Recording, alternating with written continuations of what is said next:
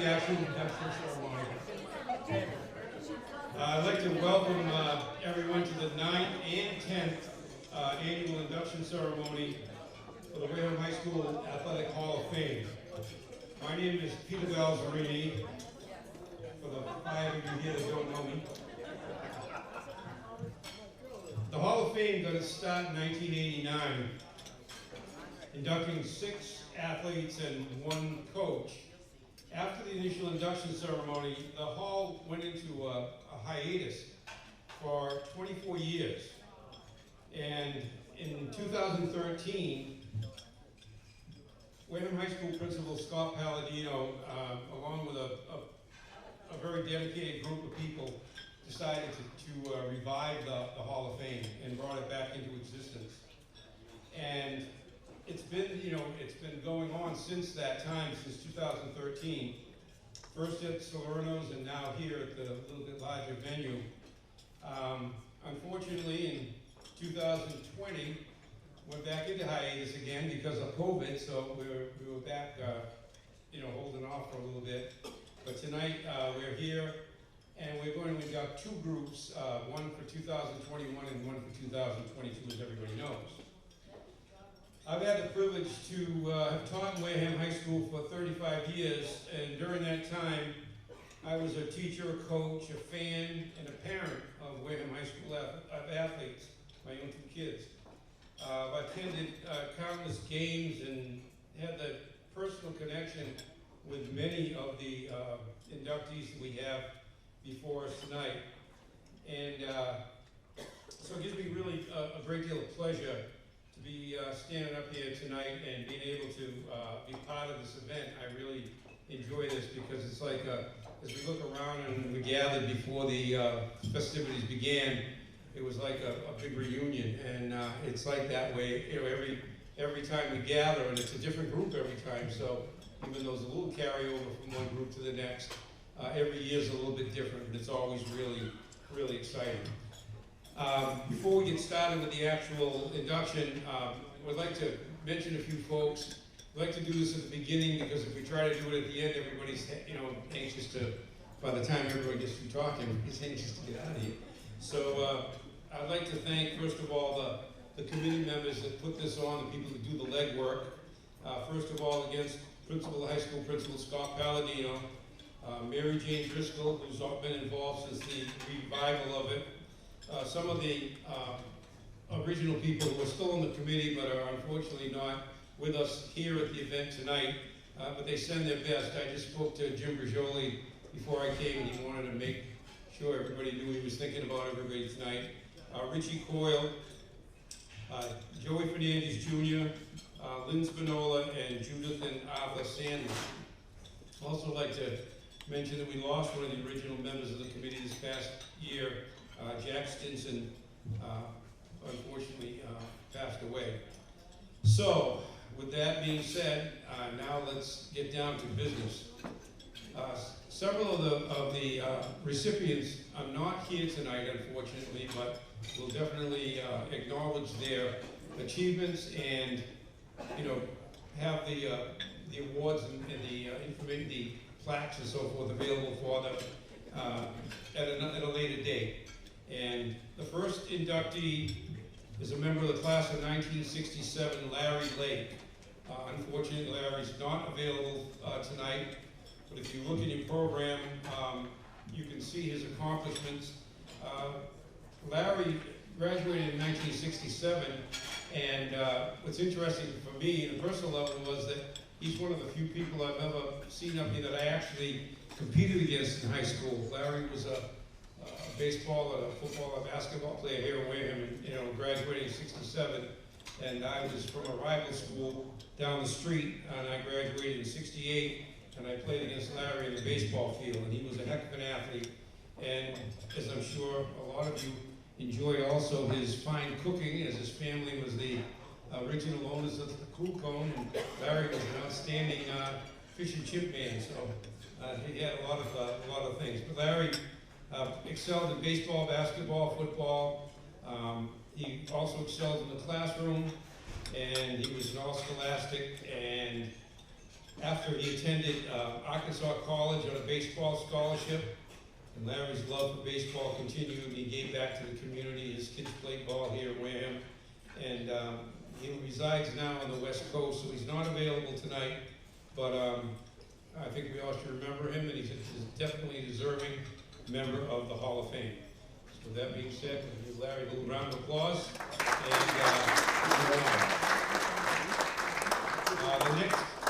the next person to be inducted is a member of the class of 1976, Michael Flaherty.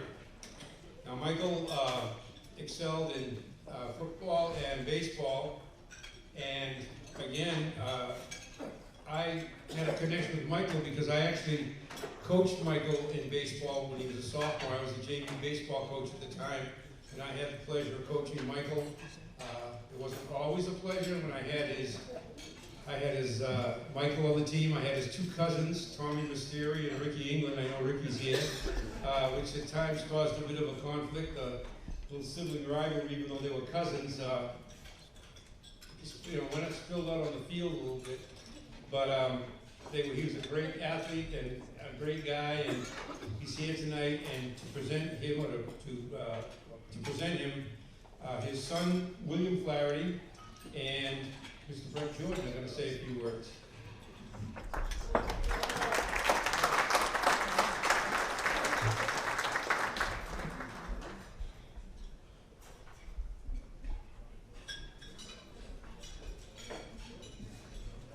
Ready, man? Michael Flaherty is a gentleman, a devoted husband and father who's an avid student of baseball. Every year in the fall, Michael's primary interest is the College World Series. We're going to go back. The year is 2021. Mississippi State is leading Texas 2-1. It's the top of the 9th. With 2 outs, Texas has a man on first and third. Mississippi State's Logan Sims is on the mound. Michael says, "This ain't good. Pitcher needs to step up." He'll come in with the slider. Sure enough, Sims throws a slider. Ball 1. Now comes the cut. Sure enough, Sims throws a slider. Wait a minute. Now comes the cut. Sure enough, Sims delivers a nasty cut fastball. Strike 1. Well, Mike, what's next? He can't give it up, so the fastball's out. Curveball, probably. Sure enough, Sims throws the curve, but it's too low. Ball 2. Dang, Michael explained. He's got to throw the heat. Sure enough, scorching high fastball, strike 2. Mike grins. He's got him now. The slider's coming. Watch. Sims throws another slider, the batter grounds out, and Mississippi State celebrates the title. Michael, you called every pitch, man. Michael Flaherty's low-key response: "I do love my college baseball."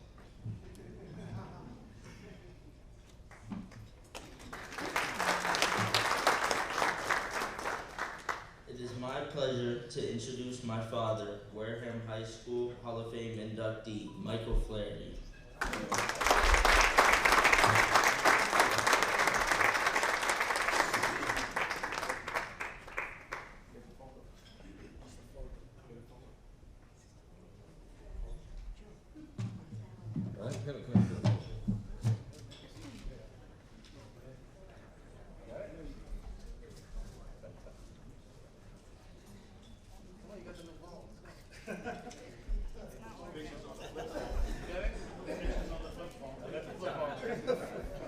It's your new phone.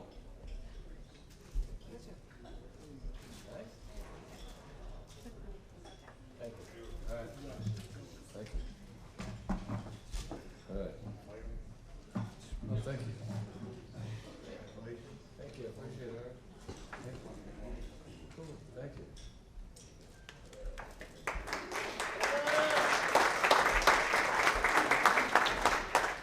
Good evening. Just to let you know, I do have a football. Neither of the works, but it's during the hurricane, we just had ago when we really got hammered. My phone was the only phone that did not die during the hurricane. So I have 6 more months to keep the phone. Thank you. First, I want to thank everybody for being here tonight. Our oldest son, Tanner, who is a firefighter on Pine Island, which got completely destroyed. He could not make it tonight because he's doing a lot of extra work, trying to get people back together. Our middle son, Bailey, who has 2 businesses in Fort Myers. He could not make it because his wife is due in 2 weeks with our first grandchild, a young girl. So, they both send their love and wish they could be here, but they cannot. Okay. I want to thank my wife, Robin, who drove up, took the 3-day drive, and we're going to leave tomorrow to go back. Her and William took the ride, so I want to thank her.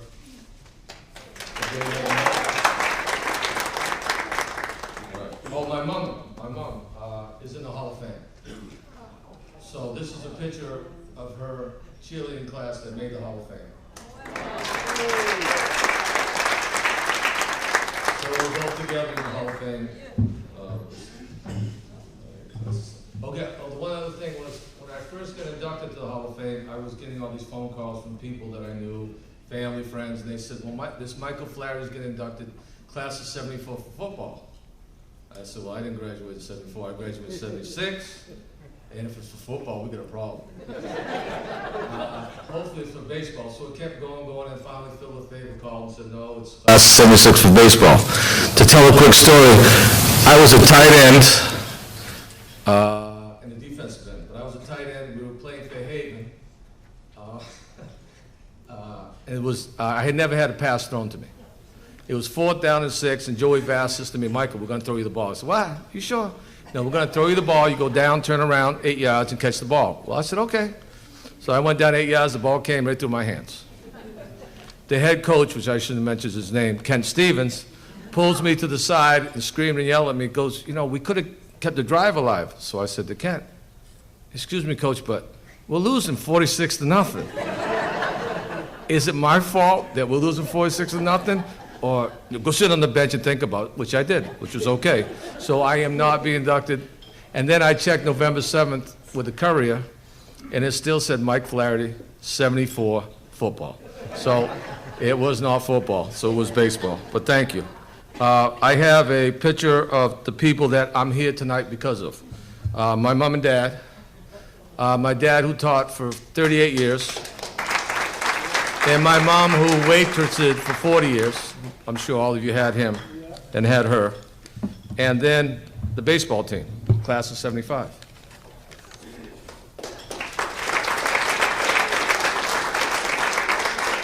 Without these people, I would not be here tonight.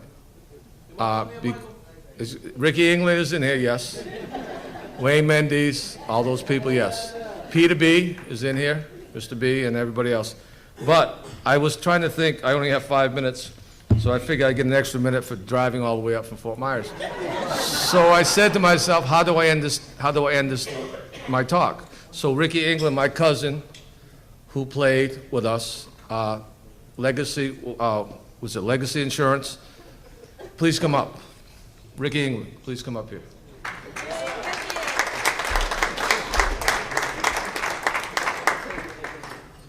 Better known as the Dinka to a lot of people.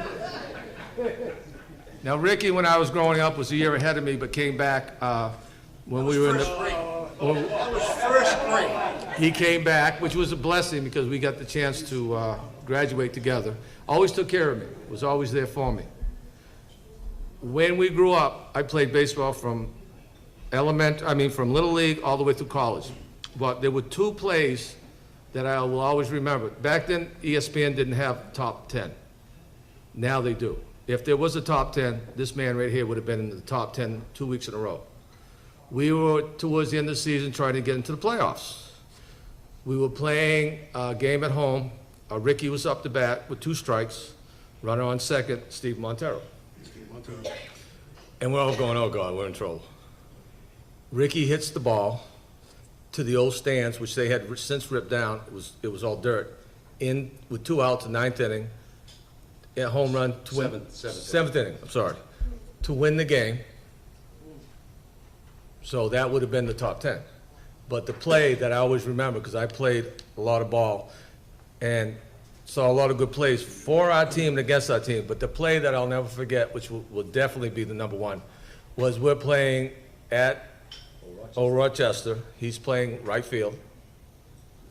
2 outs, runner on second. We're up by 1 run. Ninth inning. Seventh inning, okay. We need to win this game to get into the playoffs. The kid, lefty, hits a ball, smacks the ball off me. I'm like, oh God. Now, the ball didn't go this way, it went this way. But as it went this way, it was spinning and going down. This young man at the time came in, dived for the ball, caught the ball, did a flip in the air, didn't miss a beat, ran into the dugout, and was like, "Arrah!" That was one of the greatest plays I've ever seen from Little League through college. And for him, I thank him. The man. And thank you very much for all being here. Tomorrow we're going to head back to Fort Myers, and then we'll be back after Christmas. And happy holidays, and thank you very much. This is an honor. Thank you.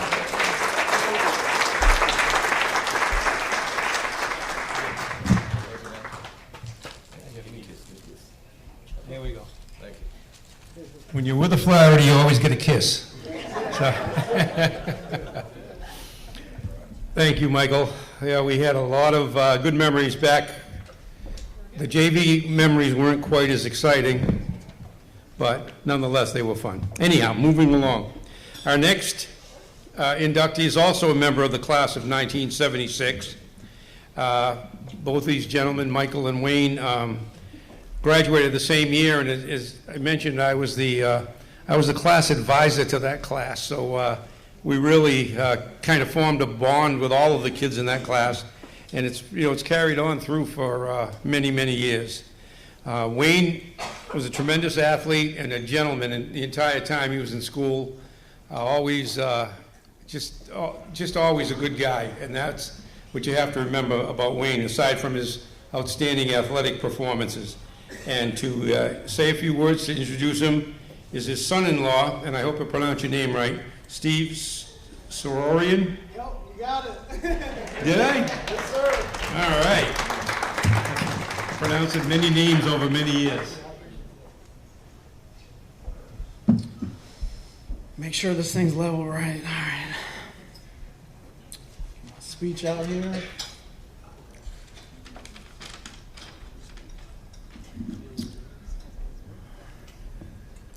Wayne Mendes attended Wareham High School from 1973 to 1976.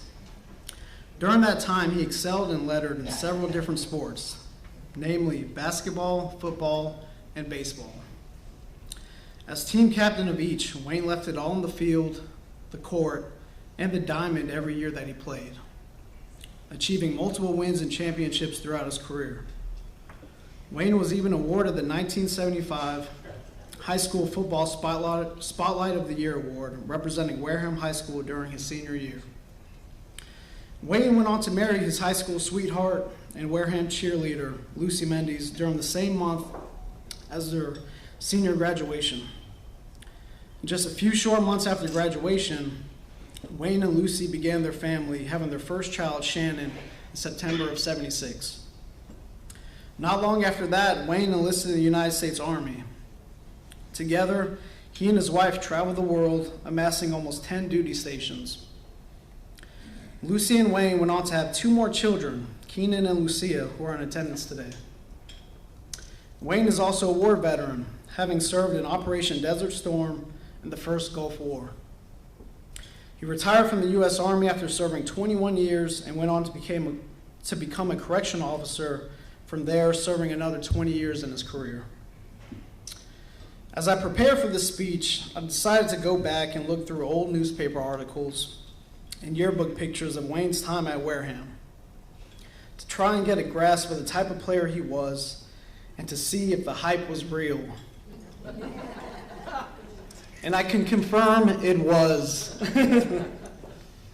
There were countless articles of Wayne that highlighted the spectacular player he was, excelling in football, baseball, and basketball. However, there was one article that really stood out to me.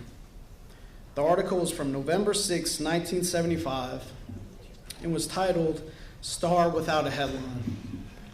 A copy of the article is actually in this program book that we submitted. As you can see, it's a picture of Wayne with a lot more hair than he has today, so just...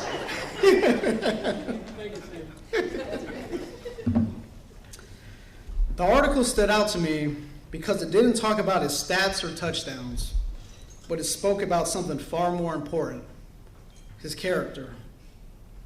The article talks about how Wayne, who was a star fullback in his senior year, was asked to play quarterback for a couple of games due to an injury to the starting QB.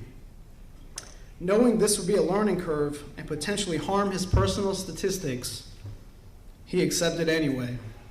He sacrificed the glamorous touchdowns, statistics, and newspaper headlines he was used to in order to put his team first and quietly did what he had to do. This has been Wayne's character his entire life. With college offers to play football, he sacrificed his future playing career and made the decision to join the Army to support his family and serve this country. And he did that quietly for decades, never asking for credit or praise, similar to that 18-year-old at Wareham. Together, Wayne and Lucy raised their children and gave them an amazing life, raising them in a beautiful home where there was always food on the table. It's easy to wonder what could have been if Wayne continued his playing career. However, he would tell you there are absolutely no regrets. Wayne and Lucy's sacrifices have paid off in their children, who are their greatest accomplishments. Their oldest son holds a PhD in neuroscience. Their middle son is a successful business owner in Savannah, Georgia. And their daughter, who graduated with 2 degrees from the University of Georgia, is a successful marketing executive today. So I'm here to say this star does have a headline. In fact, he has multiple headlines. He has the headline of being an amazing husband, father, father-in-law, son-in-law, and brother, and friend. Go ahead, Steve. And now he has the headline of being a Hall of Famer. Wayne, we love you and we're so proud of you. Please join me in welcoming to the stage Wayne Mendes.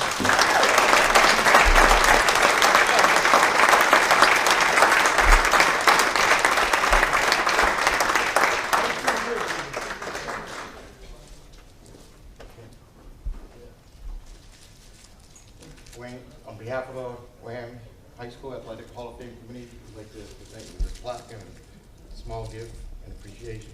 Congratulations. That's a handsome guy right there. All right. Everybody knows what I'm going to say.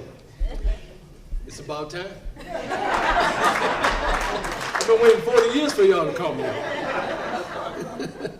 Yeah, if I can get all my family and friends right now to stand up and point at a Hall of Famer you know. If you're able.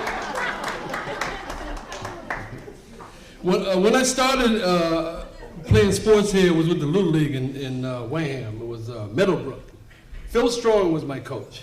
Played with Ralph. I don't know if Ralph is still around. Ralph Strong. Jun, we called him. Santiago. He was a star pitcher.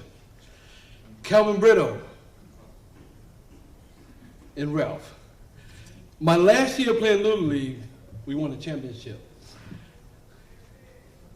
9th inning, 2 outs, bases loaded.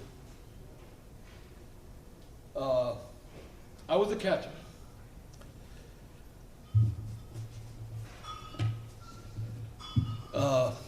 I'm so nervous, I forgot what I was getting ready. I'm sorry. Bases loaded, 2 outs. 2 outs. 3-2. The best hitter, Eddie Rose, was hit. If anybody knows Eddie, you know Eddie. Foul tip right in my glove. 3 out. That's what I remember about the championship in Little League.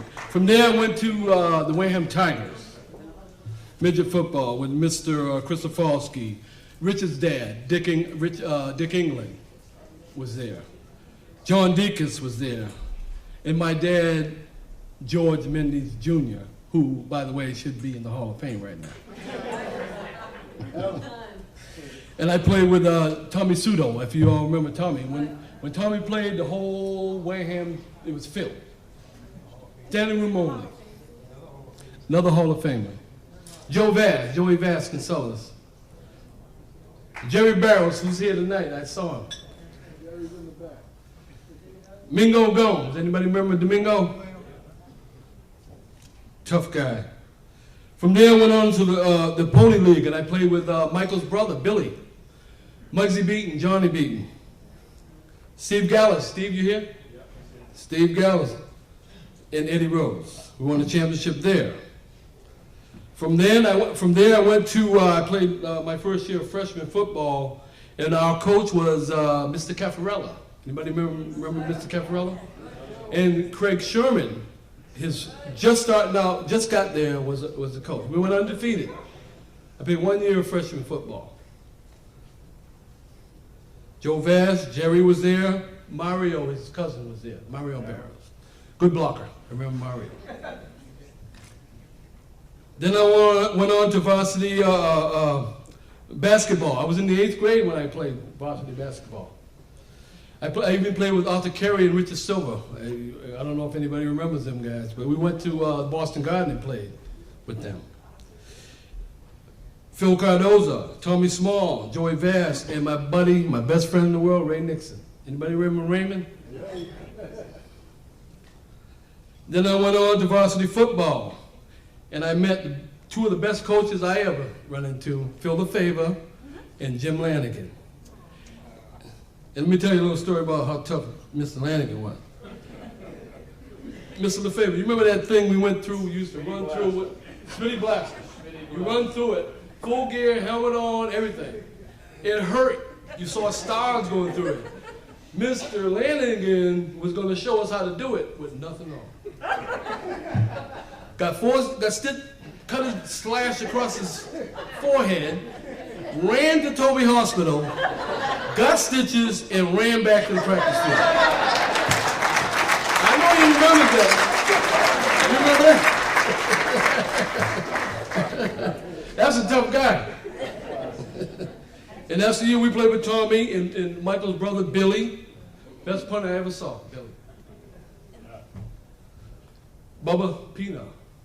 I know Mr. Lanigan remembers him. Benny Gomes. Ronnie Oliver.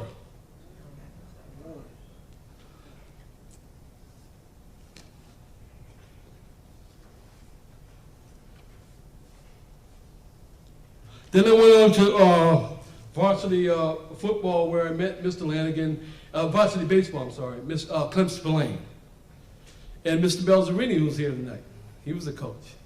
Mr. Belzerini, where are you? Remember when I got in trouble? Remember when I got in trouble? You remember? I don't know what happened. We were practicing and he was there. And they told me, Wayne, get off this field and go back to the locker room and turn in your stuff. Because I punched a kid. Yeah. Was it Gonzo? Yeah. Yeah. That was my last year playing baseball. I only played 2 years of baseball because of that. You remember that? Yeah. All right, let me end this. I'm surprised you remember that. Yeah.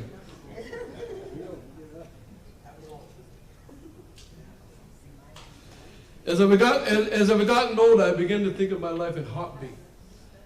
So when I get into my last heartbeat, I want to be able to look back and say I did the best I could, and I always try to do the right thing.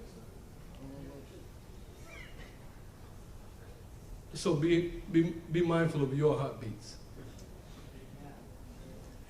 And in closing, if you would, bow your heads with me for my cheerleader in the sky, by Lucy, who I met at Wareham in 1973, 4. Married her, we were married 37 years, and I lost her in 2013. I said I wasn't going to cry, but I think I'm going to cry. So if you can just bow your heads just for a moment with me.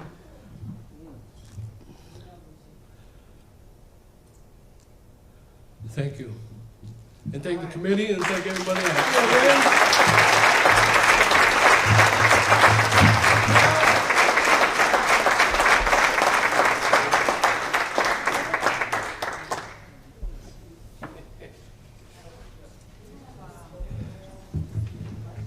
Yeah, I do remember that day in the field there.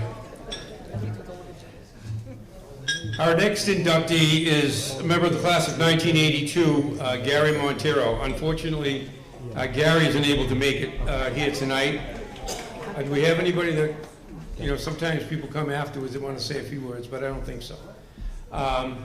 So if you will, if you look at the program, we can, you know, cruise down some of the things that made Gary the athlete that he was, and, you know, the reason for his induction. Gary attended the high school from 72 to, excuse me, I gotta open my glass so I can see it, 1979 to 82. He was mainly an unbelievable track athlete, cross country and basketball as well. He was the track team MVP multiple years during the team's undefeated SMC dual meets during his 4-year tenure. Gary was selected to the 1981 Massachusetts boys state team and was a Massachusetts state champion in the high hurdles in 1982. And Gary holds the Wareham High School record for high hurdles to this day. After graduating from high school, he attended Northeastern, and he received a bachelor's degree in medical engineering in 1988. He was also, you know, an outstanding athlete at Northeastern, as you can read through. But he also, in his later career as an engineer, he was very successful. Retired as an engineer, and he was a director of biosurgery manufacturing after 29 years in biotech. He's currently self-employed, and he works as a process consultant, as you can see with his wife Dana. Gary was an outstanding, he was a young man who was not only an outstanding athlete, but Gary was also an outstanding citizen in the school. He was just a wonderful young man to be around, and always did his best and did a great job. And as you can see from his post-high school career, he was also very successful there as well, which is a common theme with most of these athletes. They do well in high school and they carry that dedication and that drive that they have to perform in athletics on to the next level in their life. And you see this over and over and over again, and we celebrate that with the members of these, during these induction ceremonies, as we have tonight so far. So again, we'll give Gary a round of applause. And I've been told to remind everyone the 50-50 raffles are still going along. So if you haven't had a chance yet to buy your tickets, we'll take care of that as we go along as well. See, all right. Now, the next inductee is a member of the class of 1992, Shakara Spinola Fernandez, who is always a girl with a smile on her face, and always one of our favorites. Shakara and married her high school sweetheart, Michael, who's here as well, and together they are an awesome couple. And people that most of us that know them, or all of us that know them, are very fond of. So to introduce Shakara to the Hall of Fame, her brothers, Peter and Andre Sylvia, will come up here, please, and say, oh, there they are over here. Ah, there you are.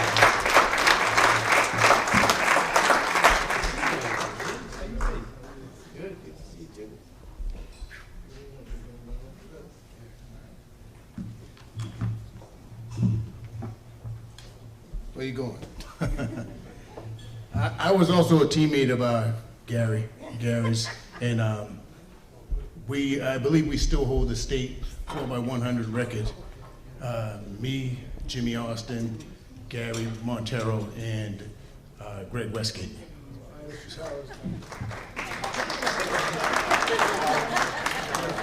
I'm just trying to help out Gary. You want to start? You want me to start? Go ahead. Okay, good evening, everybody, and congratulations to all the inductees. We would like to congratulate our sister Shakira for her accomplishments in her Hall of Fame induction. My sister and I are 9 years apart, so I really didn't get to see my sister compete. But we used to talk often, and I used to try to give her as much advice as I can on the different sports, going to, you know, the different state events and different things. And we would talk, and we were 9 years apart, so it was like kind of difficult. My brother Andre was here, my brother Dana was here to help her out. And but I know she did very well from the articles that my mother used to send me all the way in California. You know, back then we didn't have what these kids have nowadays. You can just turn on the phone and you can get updates on everything. We didn't have that. We had those old cameras, and you know, I couldn't get a tape sent to me to California. But anyway,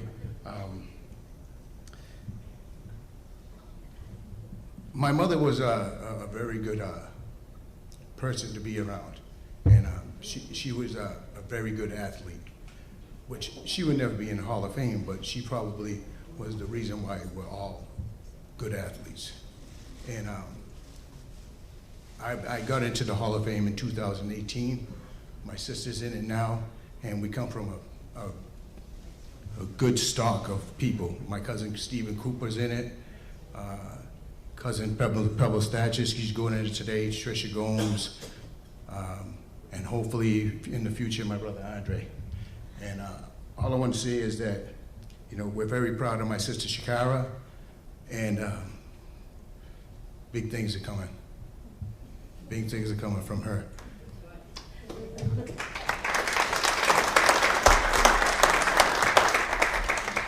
Well, to speak about my sister Shakira, she was a real fierce competitor, not only with her peers, but with me, because she had to try to beat me in everything she did. And as you can see, she played basically everything I played except field hockey. And the crazy thing is she was a tough, young lady at the time. The kid growing up,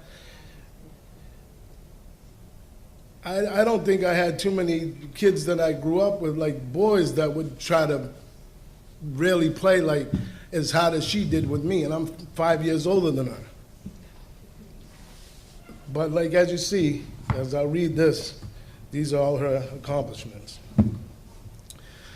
Shakira Spinola Fernandez attended Wareham High School from '89 to '92. During the time, she excelled and lettered in several different sports, namely track and field 4 years, basketball 3 years, and field hockey.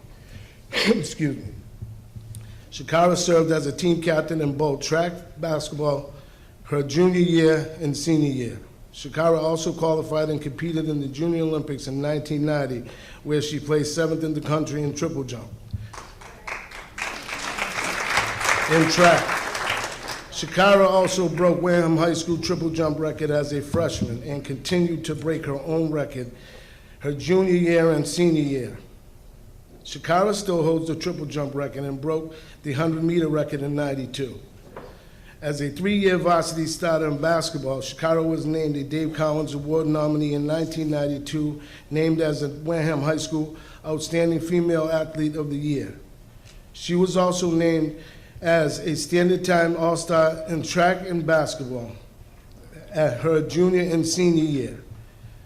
Shakira went on to college in Kansas for track and then returned and graduated from Massasoit Community College because she couldn't leave Mikey. She had to come back to Mikey.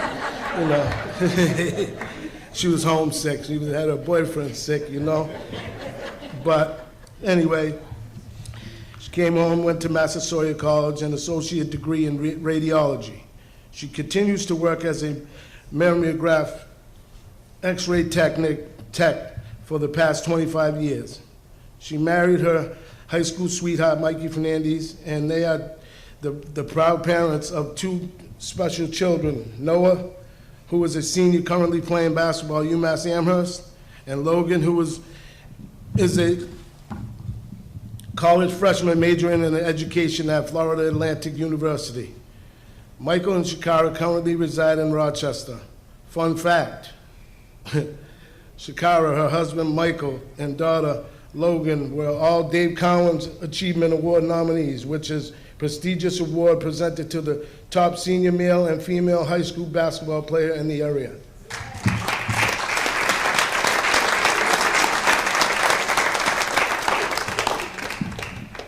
So now you want to get your sister to come up? We'd like to congratulate my sister Shakara Fernandez Spinola, and we'd like to Spinola Fernandez, whichever's legal, and we're very proud of you.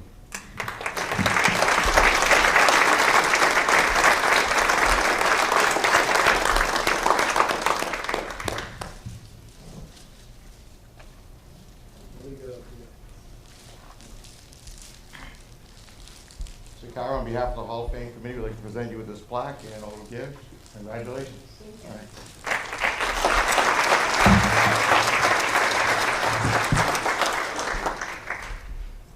All right.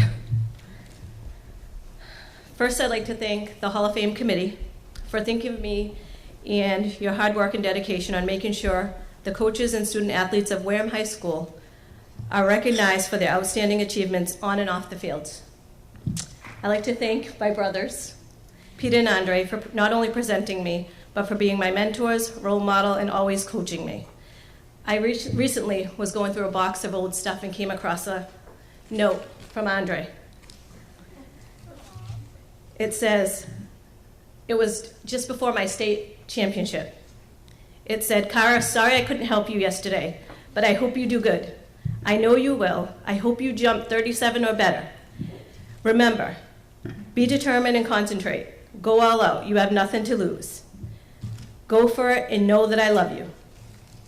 That was one of the many, many notes that were left to me from my brothers. We come from a long lineage of athletes in our family, and I was blessed to have three of the best brothers in my house.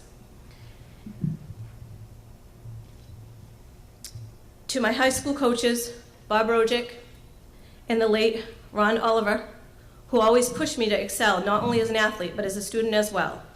Lessons that were taught by both of you had made me a better person in the most important game, which was life. And I thank you, Mr. Rojic, who's here today, for that. Thank you to my friends and family for being here. It means the world to me. To my father, thank you for your love and guidance and always encouraging me to be the best that I can be. Sports have always taught me so much, not just about winning or losing, but being a good teammate in person. Those lessons created a foundation to be able to perform on the greatest team I've ever been a part of, my team of 4. I'm grateful for my high school sweetheart, Mikey, my husband, my biggest fan who was there every step of the way. Thank you for motivating, believing, loving, and always being proud of me. To my 2 greatest gifts, my children, Noah and Logan. As a parent, you always want your kids to be successful and achieve more than you. I can put a check in the win box for that. They for sure have done that. Both of their athletic and academic accolades have surpassed and superseded any of mine that I couldn't be more proud of, the young adults and people that they have become. I will close by saying congratulations to the fellow inductees. It's an honor to be here tonight in the company of and joining some of the greatest coaches and athletes in the history of Wareham High School. I believe you're only as good as the players around you. So thank you to my teammate, Robin Barnett, for being here today. I dedicate this award tonight to the late coach, Ronnie Oliver, and teammates Hope Vieira and Marianne LeBlanc Azar. Last but not least, I'd like to thank God and my angels above for all my continued blessings. Thank you.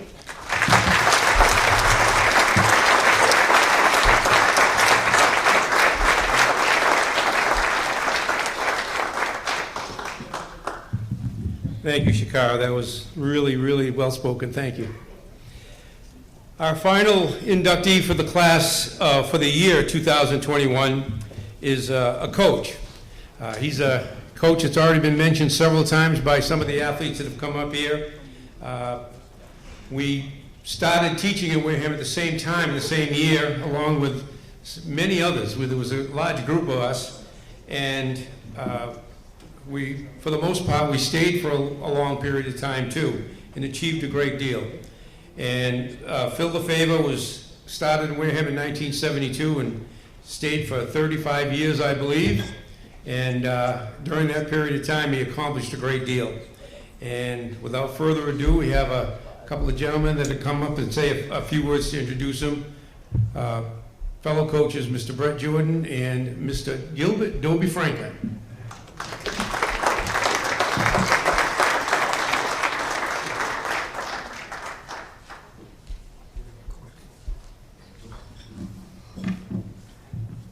Colin Lynch once said, by the way, Colin Lynch, Hall of Fame coach, Dartmouth High School. I heard him speak at a clinic once, and this is what he had to say. Most important group of players you have on your squad are your sophomores. Sophomores are the future. Your sophomores are the players you need to keep excited about playing football. You must coach them up every day. You must insist that your seniors and your juniors respect your sophomores. Phil LaFavor not only believed in that philosophy, but instilled mutual respect among all the players he ever coached.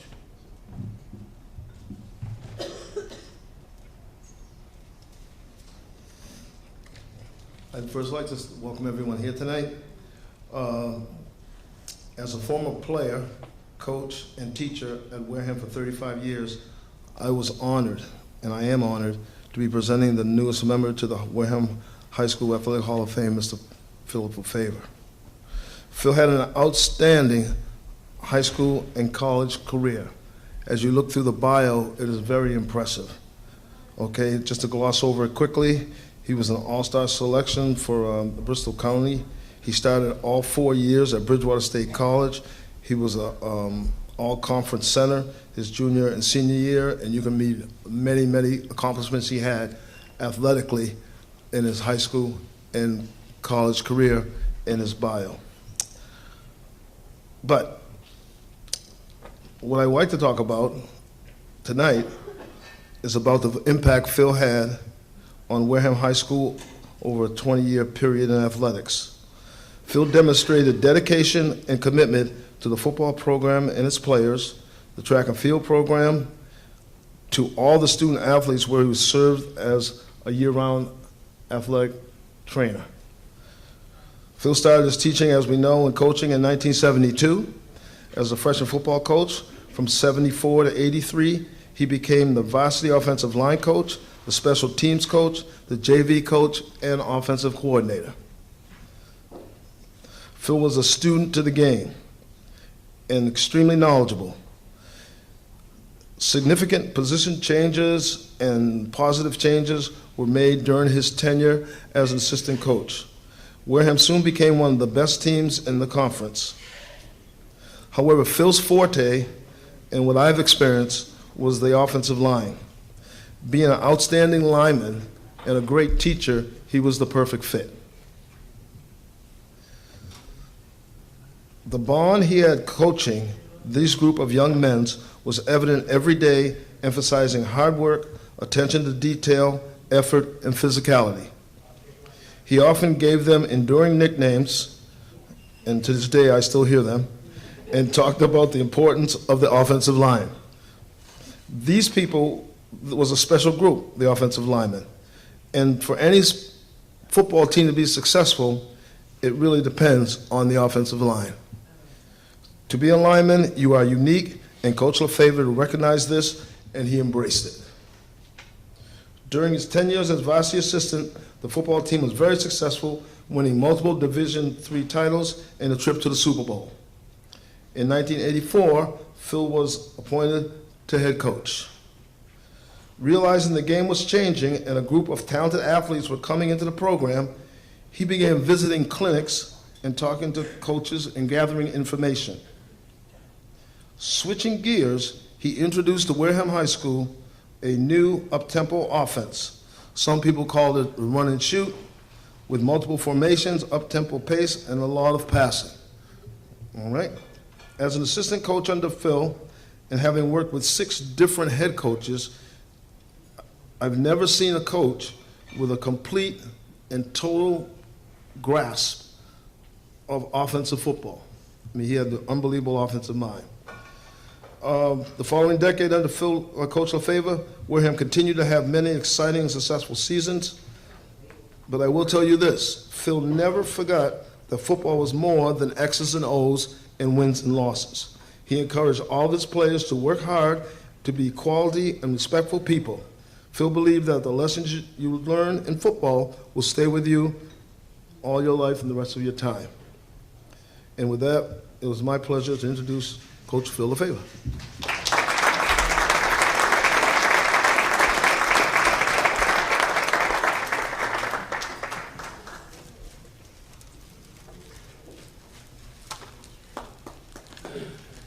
Coach, on behalf of the Hall of Fame committee, I'd like to give you this plaque and a gift. Congratulations. Thank you.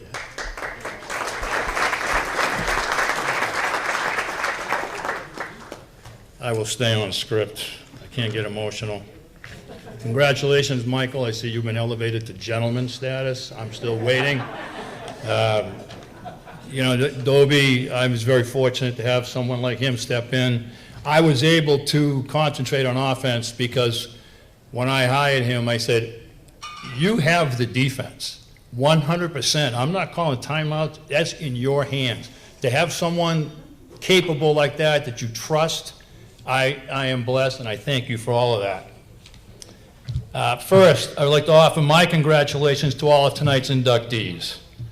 As someone who witnessed the careers of almost all of them, I think Stevie Rose is the only one I wasn't here for, I can say that it's truly a worthy group. For the younger people here, I can personally attest to the athleticism of Larry Lake as we go back to Little League and we're teammates on the original Wareham Tiger team. For every generation of athletes growing up, there was always that one guy. Larry was that guy. Since this is the season of Thanksgiving, I'd like to frame my remarks around what I am thankful for. I'm thankful to Bill Paling, Bill Flaherty Sr., and Coach Lanigan for hiring me.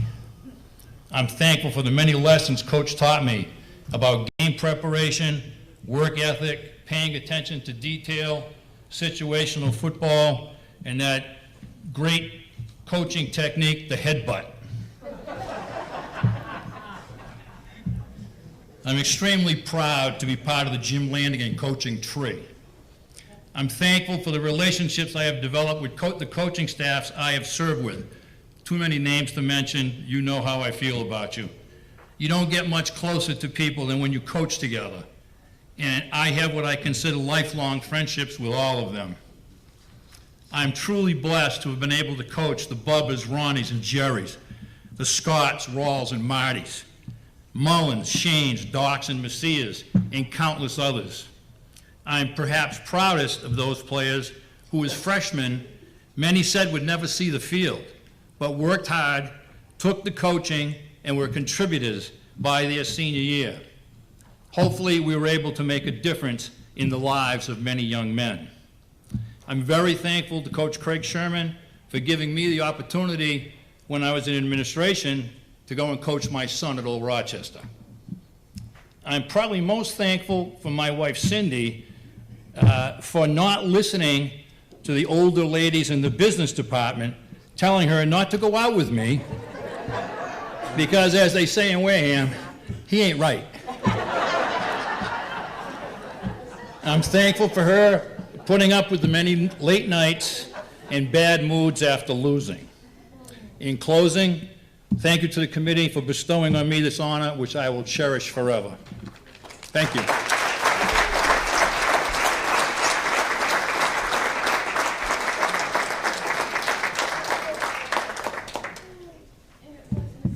Thank you, Phil, and thank you especially, Cindy. That brings us to a conclusion of the 2021 inductees, and now we'll move on to the 2022. Okay. If we could get started here, please. Wow, I wish I had all you guys in class when I was teaching. That never happened before. Hey. Okay, our first inductee for the class of 2022, unfortunately, is not here as well, Stephen Rose. But I'd like to say a few words about Steve myself. First of all, Steve came from a very, very athletic family. His brother Eddie was already a member of the Hall of Fame. He was an outstanding athlete at the high school, as was his brother Johnny, and probably the best athlete of the family was their sister Sharon. Steve was senior the year before I started teaching, as Phil just alluded to. But I did get a chance to meet Stephen after he was out of high school, and he had been in college. I believe he had already graduated from college. What was interesting is that former athletic director and also a member of the Hall of Fame, Joe Caffarella, had been an outstanding baseball player at Providence College. And through when Steve graduated from high school, Mr. Caffarella put in a good word, and well, Stephen was a good student, but he encouraged Stephen, I should say, to go to Providence College, his alma mater. And while he was there, Stephen broke the home run record, the single season home run record at PC, which ironically had been held by Joe Caffarella. So he was quite proud of that fact, and I think he got a real big kick out of the fact that he was able to achieve that goal. He was an outstanding athlete in high school. As you can read through his bio in the program, I won't read through the entire thing because I think you probably all can read just as well as I. But I would like to mention that after he had an outstanding, he has had an outstanding career professionally as well after college, and that during his long illustrious career as a baseball player, he played, obviously in Little League and then high school, college, and he was also a member of the Wareham Gatemen, which he and his brother were a couple of the, I think, maybe the last Wareham natives that have played. Well, no, I think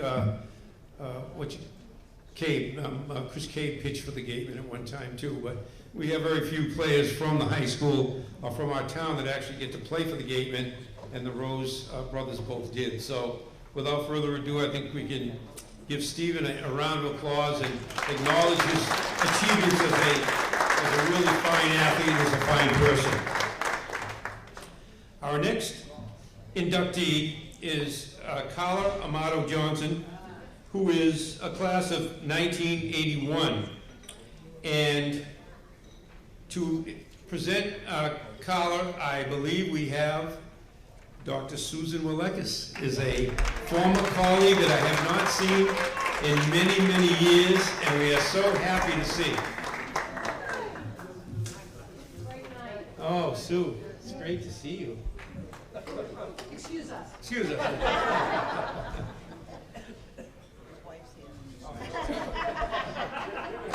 It is such an incredible honor to be here tonight, seeing familiar faces that I haven't seen in 44 years. Congratulations to all the inductees, and just so neat seeing some of you people.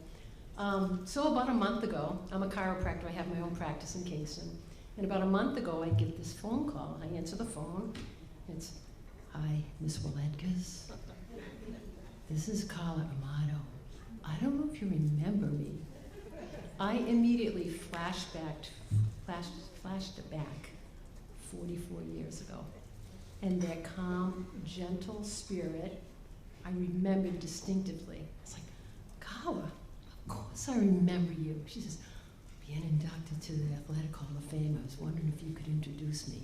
It's like, I thought I died and went to heaven. So 44 years ago, people. I remember to this day, so Debbie Sampson and I played field hockey at Bridgewater State. And so she called me up after we had graduated and said, hey, Sue, you want to coach field hockey with me?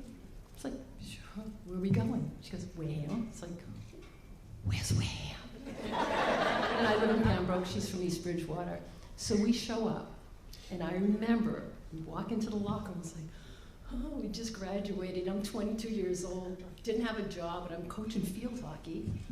And I remember Kelly Andrews with her hair and the pick. She came up, her and Lisa Andrade. I remember your names so vividly. Kelly Andrews goes like this, she goes, hey, which one used to coach? So, of course, I pointed to Debbie. So, that's your coach.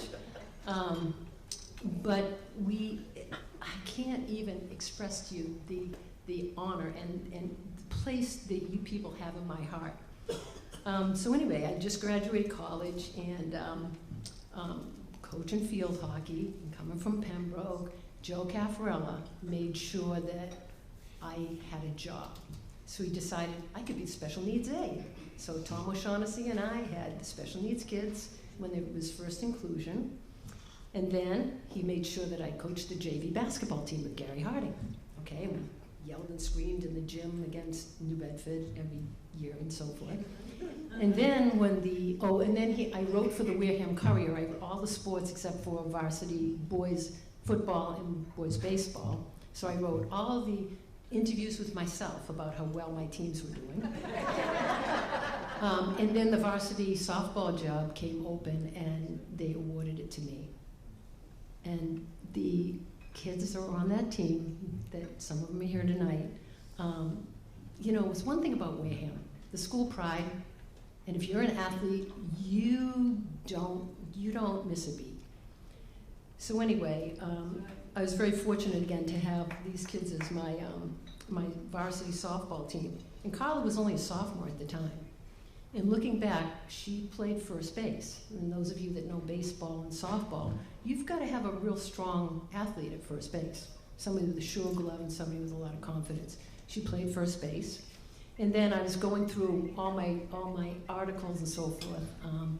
And it was written that Carla bunted in a game and scored people and so forth. So if you're familiar with baseball or softball, to give a person the signal to bunt back in those days, they had to have a pretty sure bat. Because to square and face a pitcher that's throwing at your face is quite a task. So that tells you a little bit about who Carla is and so forth. She's a talent, very solid talent and so forth. And so even the articles, again, in the newspaper, talked about what a good hitter she was. Carla went 3 for 3, 2 for 3, and so forth. So not only did she have a solid glove, but she was very solid at the plate. So we won the softball championship that year with a 12-4 record. And it was just amazing. And I remember Mrs. Creed driving us through the streets of Wareham, beeping the horn so everybody could see that we had won the championship.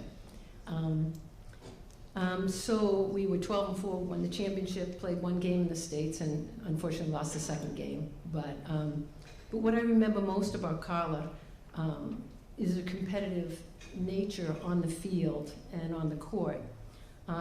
But she wasn't a flashy player. She was kind of that quiet, confident presence and a solid, talented athlete. I maybe shouldn't say this, but I decided to tell you a story anyhow. So I'm 22 years old and coaching the kids that are almost my age. And so there was one day of practice, I decided I'm gonna kick Carla. So I gently did this. She put her hand out, grabbed my foot, and I ended up on the ground. And I remember Lisa Spinola saying, Miss Fleckis, you think you're so bad? Carla very gently, with a slight smirk on her face, extended her hand, helped me up, and we went on with practice. That's the type of kid Carla was.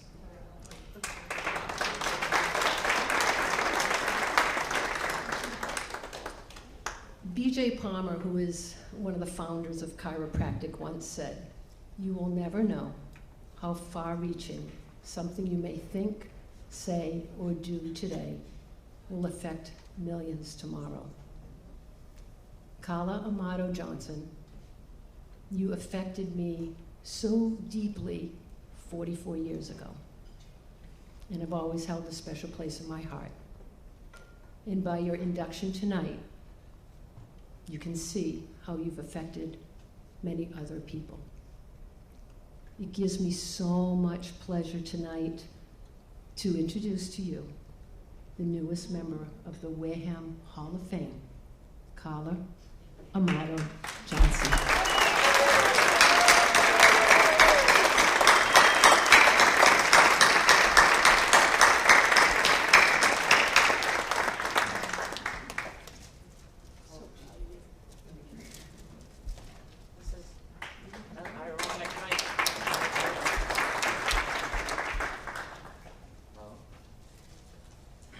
On behalf of the Hall of Fame Committee, I'd like to present you this Hall of Fame plaque and this gift. Congratulations. Thank you, Joey. Give me some. I'll wait for that.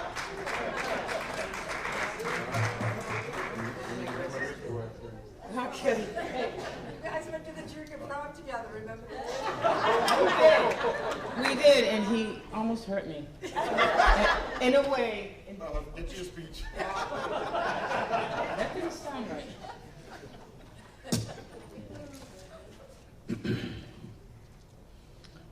Coach, and I still say coach, thank you for that warm blessing. It meant a lot to me. As I remember you from the past, I remember you to be an awesome person and coach. So we're on the same page. What I remember most about you, and probably not going to believe this, for 40 years, I've had this thought from my coach. She had a certain way with us. You don't remember.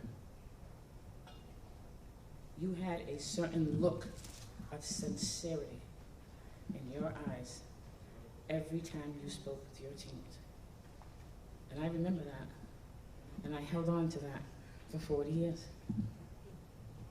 And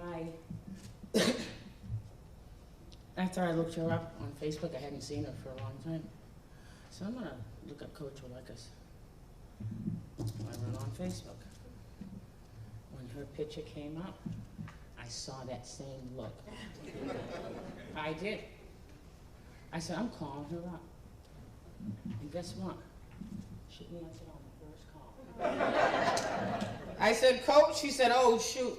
A blast from the past. I said, this is Carla, and I know.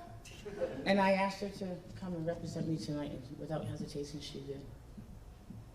How can you not embrace that? I embraced it. When I heard about tonight's event, I received the email from the Hall of Fame. I thought to myself, I have 5 minutes to express the gratitude for the coaches that I played for and the teammates that I played with. Ain't enough time. We're gonna get to that. With that being said, I got a story. You ready? Nope. You better be ready. Get it. It was my senior year. I loved playing sports. Honestly, I went to school for sports instead of school. I had to figure how to work that in there, right? I had to work it in there. So, it's my last field hockey game. I remember walking to the locker, dragging my field hockey stick and walking. I was like, Jesus, I'm not going to play field hockey in Wareham High School no more. I got to go home and I got to sleep this on. I did. I woke up the next day and I said, you know what? I'm going to go to work. I'm going to go to school at 10 o'clock in the morning. This is a true story. I go to school the next morning at 10 o'clock in the morning. I go to the main office, I signed in, I'm in the north wing, I'm walking to the south wing, right? Walking down to the south wing, who do I see? Mr. Caffarella. Honestly, I was like, Jesus Christ. All right. He's gonna cuss me out. He's always looking up. He was always looking up for me, always looking up for me, always looking up for me. Don't get mad at me. So I'm walking up to him, and now we're within conversation reach, right? He's got his hands on his hips. He's looking at me. He said, Carla, get over here. My mind's racing. There's two things that's gonna happen. He's either A, gonna cuss me out, or B, I could blame it on Vince Spinola. I don't care. I was thinking that we were thick as thieves. I was like, we have each other's back. You didn't go to school that day. So anyway, I'm walking up to him. I get up to him and I go, good morning, Mr. Caffarella. How are you? It's a true story. He goes, hey, I had a meeting last night. I said, mm-hmm. I respected him. I wasn't messing with him. I said, okay. He goes, we voted on All-Stars last night. Mm-hmm. Howard, when your name came up, every coach in the room raised their hand. I still said, mm-hmm. I didn't feel like I was out of the dark. Mm-hmm. But that doesn't matter. It doesn't matter, he said. I know who you are as an athlete. What I want to know is who you're going to be off the field. Almost screwed that one up.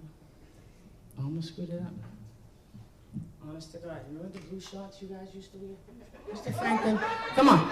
Remember those blue shorts you wore? They were cute. They were cute. You were. I like them. I still like them for now. Anyway, he had a piece of paper. He said that to me. He hands me a piece of paper. Oh no, let me back up. I messed up. Okay, it doesn't matter. It doesn't matter, right? So he tells me, I know who you are as an athlete. I want to know who you are off the field, right? Takes the piece of paper out of his back pocket, and he tells me, take this. I want you to read it. And I want you to live by these standards. I said, mm-hmm. Now get to class. And just as a side step, last night, a Thanksgiving evening, I found that paper 41 years ago. I was walking on my house going, babe, look what I found, babe. And he was like, okay, all right. So, he looks at me, get to class. I'm walking back to class, to my locker, South Wing. I'm reading the paper. I'm like, Jesus, I gotta be all these things? He wanted me, guess what the first thing on the paper was? Loyalty, honesty, integrity, friendship, family, all this stuff. And I'm sitting there going, wow, all right, this guy cares enough about me. And to me, that's what matters. When I heard about tonight's event, I did. For a second, I went on the internet. How many SEC conferences did I win? How many times was I captain? How many times this? It didn't matter. What matters is who I became as a person today, right? That's what matters. I didn't have to look up who my friends are forever. I don't. I know who the teachers were that took care of us and cared about us. Where's Mr. Roja? How many times did we rob your wallet? Huh? You're not supposed to tell him. No, we didn't rob it. You let us rob it. Okay? That's what I'm talking about. There you go. Right? I remember going to Mr. Roja's class, my 9th grade, and I was in a pure, bitter panic. I did. Algebra, he did it. Da-da-da, Mr. Roja, da-da-da, da. I don't even know what I said. Okay, we're gonna get through it. Those are the things that matter to me. I don't care how many championships I won. I don't care how many times I was a captain. I don't care how many times we won South Coast Conference. They were great moments, but that doesn't matter. What matters is my friendships, my great teachers I have, my incredible coaches I have, and the husband that I married. I'm leaving you out this Saturday night.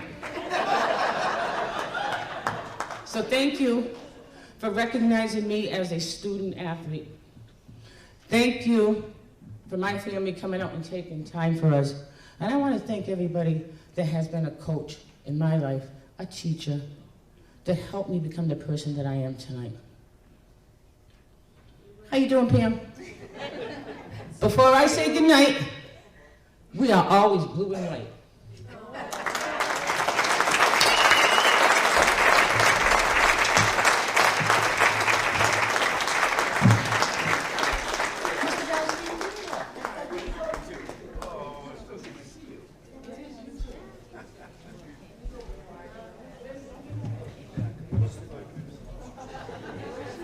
Well, thank you very much, Carla. She's going to have to make the rounds. I think she's got a few more hugs to give out. That was great.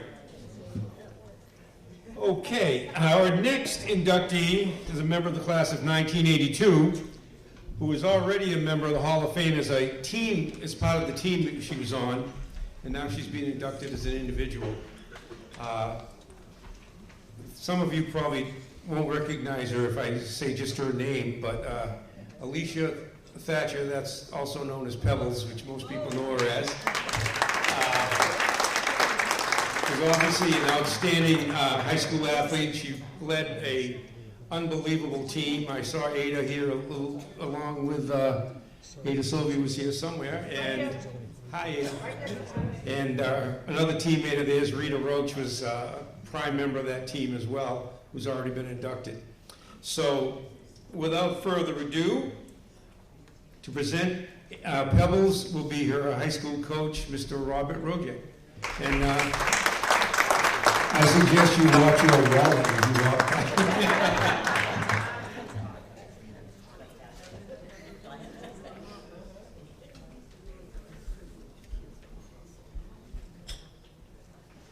Pebbles made me promise I'll keep this under 30 minutes.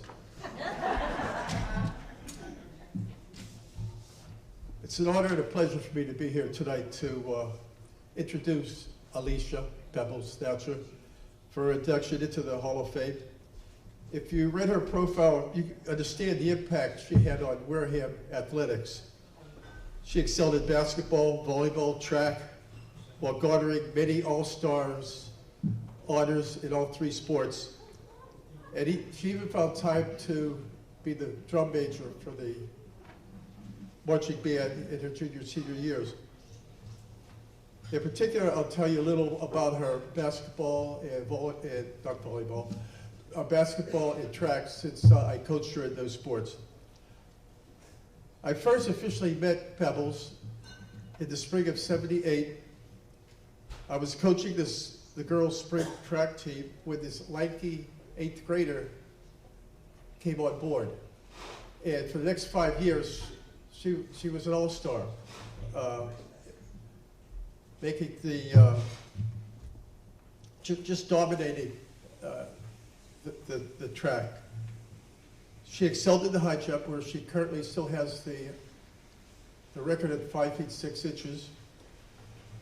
She also successfully ran the 440 and a leg of the mile relay, as we all know from her profile. But her enthusiasm, hard work, and team spirit were always present. She was willing to try events because maybe we needed her. We needed someone to fill a spot, like the long jump or like the discus. And she gladly did that. And she even had the discus record there for a while with the throw of over 100 feet. She relays a story to me how she was practicing the long jump one day at practice. She comes running down the lane, hits the board, takes off, and wipes out one of my kids. I used to bring my kids to games and practices. She's the only one that remembers. I I've asked my kids about it, they don't remember, so that's probably a good thing. Bottom line is, with that situation with track, she was always a team player, doing whatever was needed to help the team to succeed, while encouraging her teammates to do their best. Her efforts helped us gain 3 SMC division titles for 3 years in a row there during her career. In her sophomore and junior year, I was the JV girls basketball coach, and I pretty much had a lot of responsibility to work with the forwards and the setters. And I could see the skill, the initiative, the hard work that she put in day by day. In her senior year, I became the varsity coach and was blessed with the greatest Wareham girls basketball team of all time. They had everything. They would dominate. They ended up with a 21-1 record. They won the SMC Division I title. They won the state South Sectional Division II title, but because Proposition 2.5, the format was cut and there was no final at the Boston Garden. So there were 4 individual sectional champions. And I'm positive if we would have been allowed to extend that and go to the Boston Garden, these girls would have won. They were that good. Pebbles ended that year averaging 14 points, 13 rebounds, and a number of block shots a game. And one of the most dominant players, one of the dominant setters anywhere around. And for a long time, she was it. She was number 1. She ended her school career in 1982 as the 3rd leading scorer in Wareham history with 727 points. First in career rebounds with 662. Season record holder in rebounds with 282. Single game record in rebounds with 22. And 40 years later, she remains in the top 5 in 3 of those categories.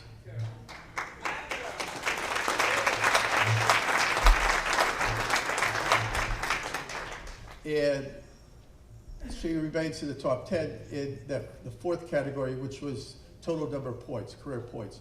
But this girl did everything. And she exuded confidence and hard work. And you listen to her. And she helped the young kids along as we progressed. Following graduation, she attended Eastern Nazarene College on a full scholarship, where she had a stellar career in volleyball and basketball. She was just a great player for those guys up north. She's currently an educator teaching at-risk students at the Resiliency Preparatory Academy in Fall River. And for me, looking back on my 38 years of coaching in Wareham, I'm proud to say that I coach Pebbles, and I hope that somehow that I played even a minor part in her development as a player, as an athlete, and as a person. With that, I'd like to introduce, for her introduction, number 13, Pebbles Thatcher.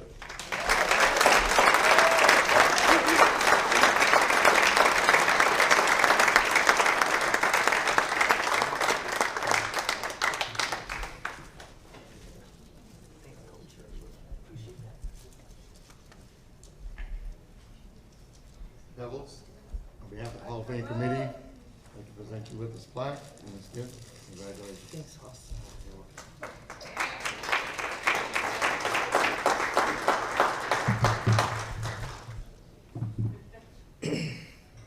First of all, I'd like to thank all of you for coming.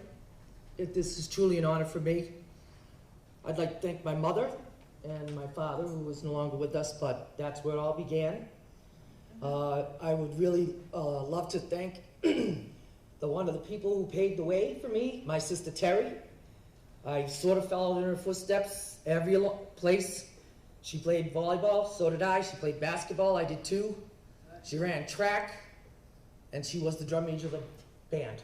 So I sort of followed those big ass feet and ended up here I am.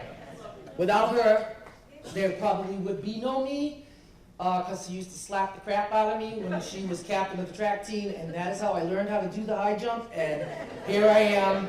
I still got the record, so thank you very much, and I owe you that.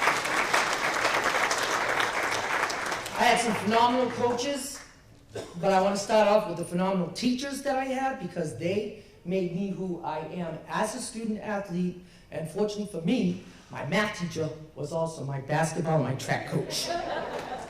So supplemental instruction on the bus to a game was a very good thing.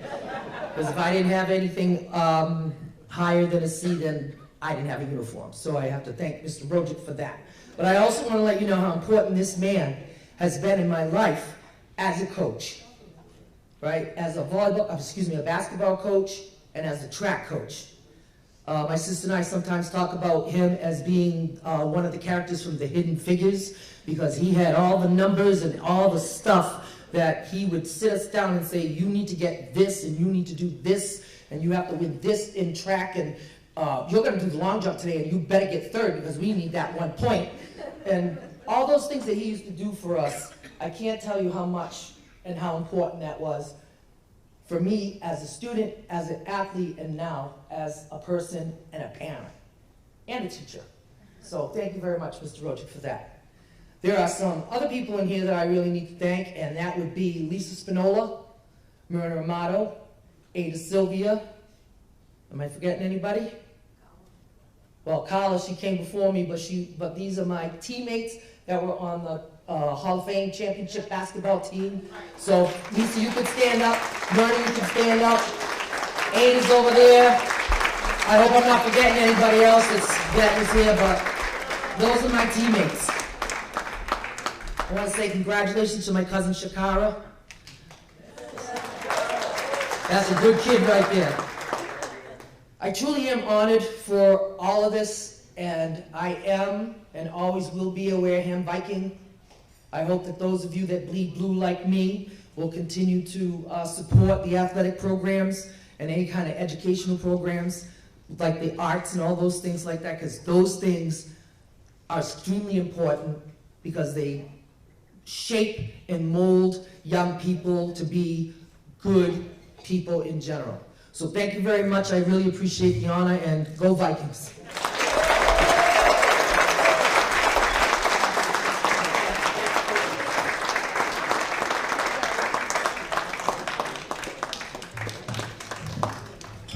Well, thank you, Pebbles. You're welcome. Oh, okay. Oh, and you fixed the typo in the program and said I graduated in 82. I thought you were going to mess it up. Oh, well. You got good memory. Our next inductee is not with us this evening, not present, Donnie Carter, and is George here? No? Her father was going to present her, but he didn't. He's not here as well. So if you'd open up the program, we can just go through some of Donnie's accomplishments as well. Donnie Carter attended Wareham High School from 1990 till 1993. During her 4 years attending Wareham High School, she played and led it in track and basketball. She helped lead the Wareham High School girls varsity basketball team to a Massachusetts South Coast Conference championship in 1993. As a track star, Donnie still holds the Mass South Coast Conference and Wareham High School long jump record at 18 feet, 1/2 inch. Donnie was an outstanding an athlete, and again, it seems like a common thread here that these outstanding athletes that are being represented are also were really good student athletes as well, good people as well. And as Pebbles just mentioned, that's probably as important, if not more important, than the athletic accomplishments. And for that, we'd like to welcome Donnie into the Hall of Fame and just wish that she'd be able to get here. If we could give her a round of applause for her induction.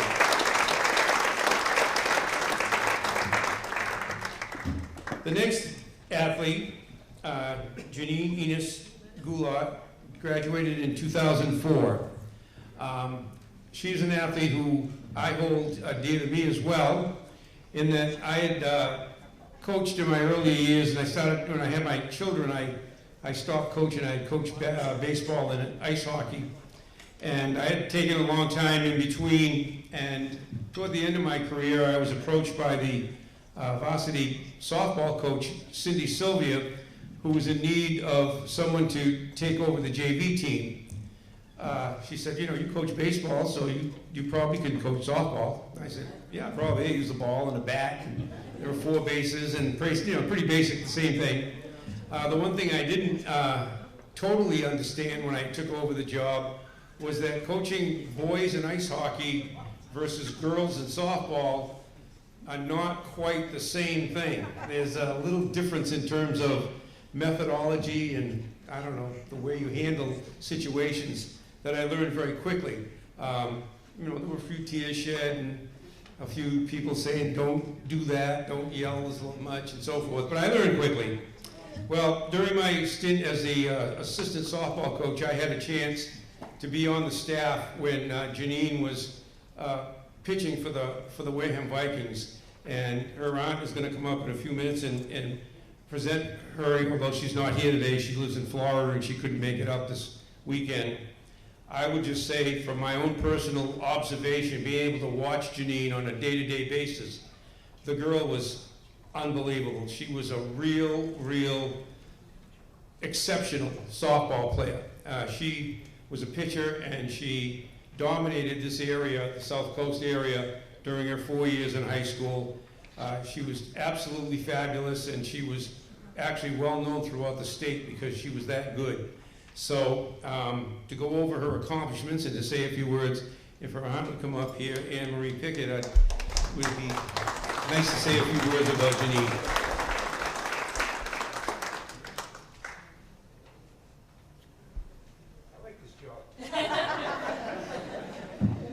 Good evening, folks.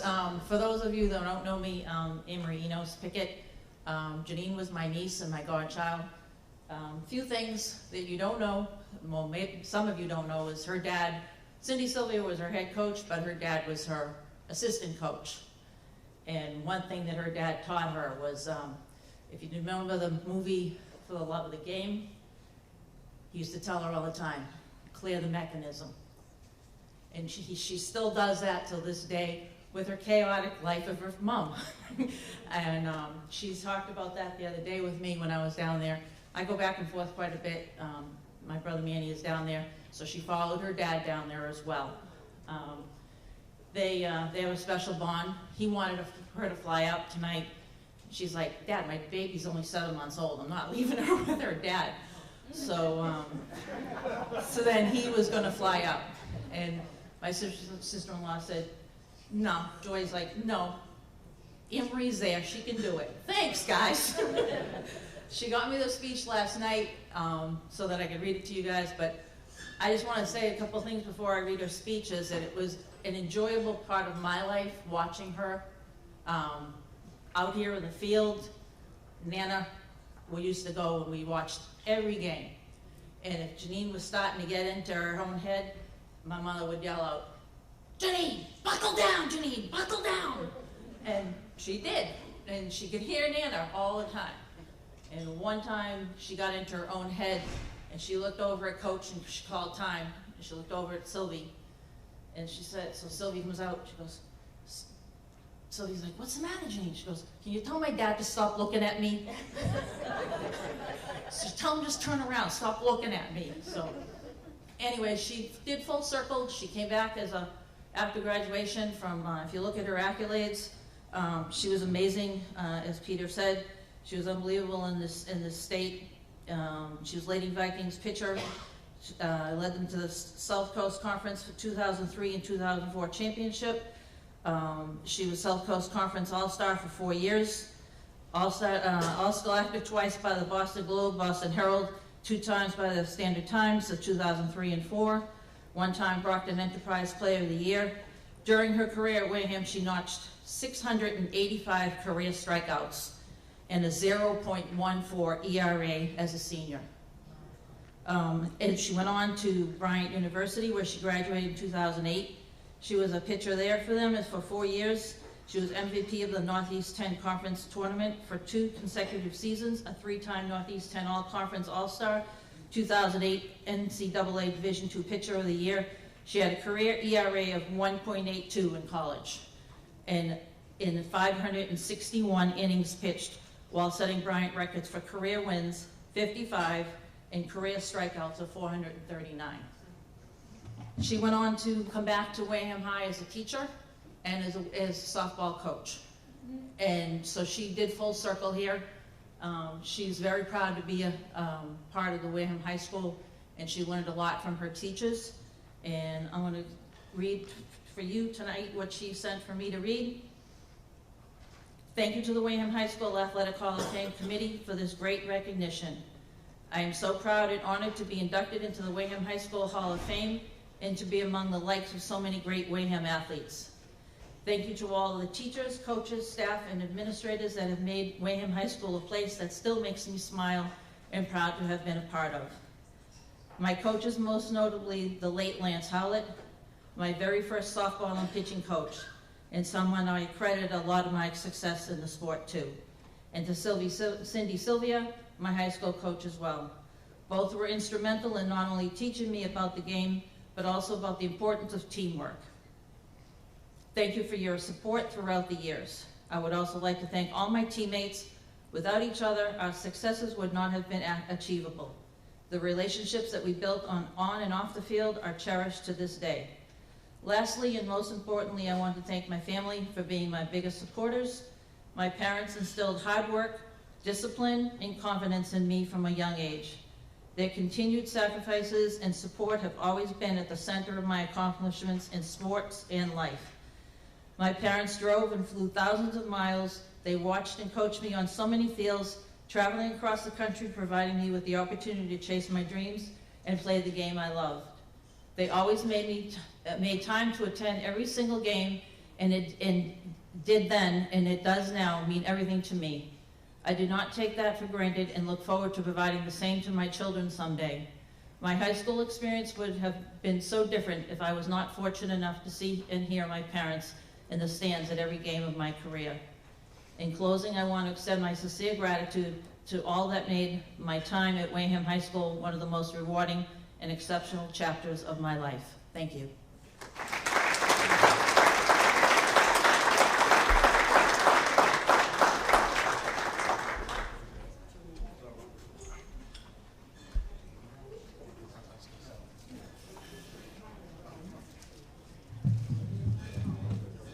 Thank you, Anne Marie. I know that Janine's grandmother would have been nice to have here. She passed a couple of years ago, and she was without question one of the most incredible supporters of any athlete ever in Wareham's history.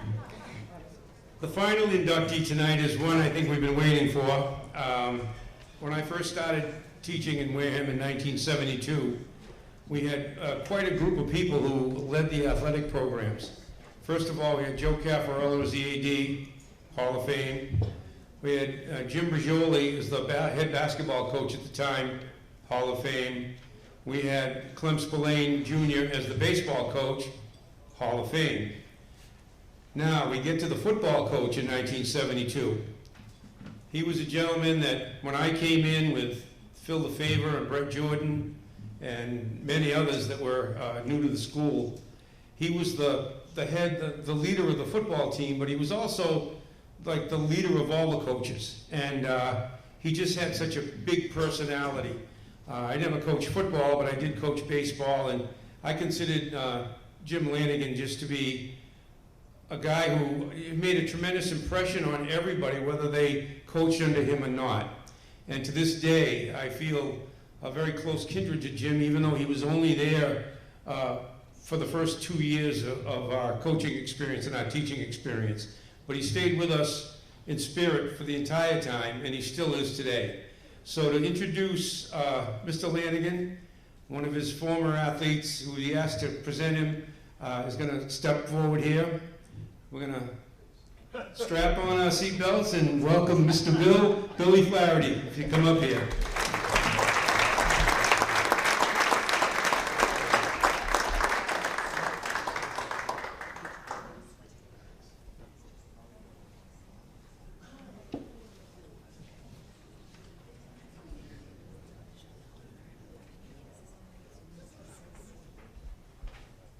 Italian mother who was a cheerleader in 1950 fall for the first Wareham High School football undefeated team would say, Billy, it's okay, they saved the best for last.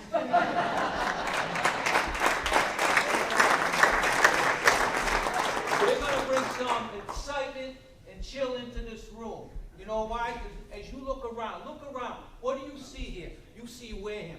We were multicultural in Wareham before the sociologists ever come up with the term. Yes or no? Yes or no? Yes. You know why? And you can sing along with me. We are Wareham, mighty, mighty Wareham. Everywhere we go, people want to know who we are. So we tell them one more time. We are Wareham, mighty, mighty Wareham. Everywhere we go, people want to know who we are. So we tell them. We are unique.